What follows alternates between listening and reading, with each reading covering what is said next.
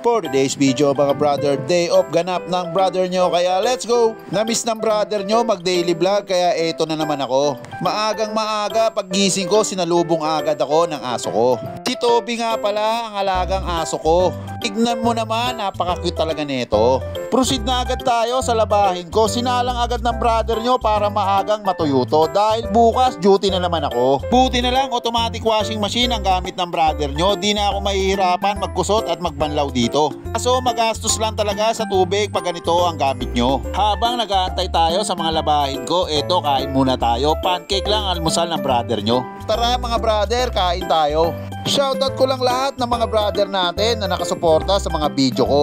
Mga kabataan na naghihintay ng video, highlight nila, hayaan nyo, i-edit ko pa lang to. Para pag ma-upload ko at wag sana kayong mainip, ilalabas ko lahat ng mga video nyo. Habang naghihintay kayo, ito muna panoorin nyo mga daily vlogs ko. Kaya mga brother, maraming salamat lahat sa inyo. Gusto lahat ng brother nyo na pagbigyan kayo pero medyo busy na ang brother nyo dahil meron pa tong mga trabaho.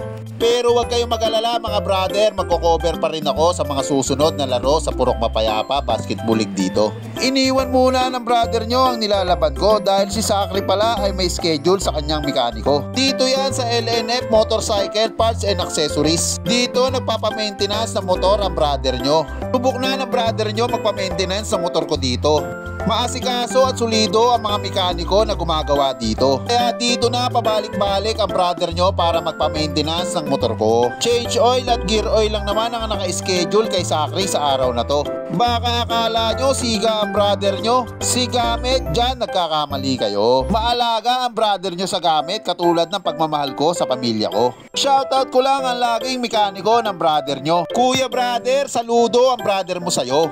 Sana alagaan mo si Sakri katulad ng pag-aalaga ko. Test drive na natin si Sakri dahil diretso palengke na ang brother nyo. Nautusan kasi ako ng tatay ko bumili ng ulam sa Kogyo. Yan ang pangalan ng palengke namin dito. Maglalaga daw kasi siya ng buto-buto para sa pananghalian namin sa araw na to. Buto-buto at repolyo ang binili ng brother nyo. Tara mga brother, uwi na tayo. Pag uwi ng brother nyo, sakto tapos na ang nilalaban ko kaya mabilisang sampay muna ang ginawa ko dito. Sobrang init sa araw na to kaya sigurado saglit lang to, tuyo na to. Pinaisip bigla ang brother nyo, may si-set up siya para mawala ang init na nararamdaman ko. May mini swimming pool pala ang brother nyo kaya balak ko magbabad sa araw na to. Kaya mabilisang set up ang ginawa ng brother nyo dito. Excited ng lumangoy ang brother nyo. Meron pa nga akong live video sa mga nakapanood at nagbigay ng tala sa live video ko. Shoutout sa inyo. Alam nyo na kung sino kayo, mahal na mahal kayo ng brother nyo. Maraming salamat sa suporta nyo.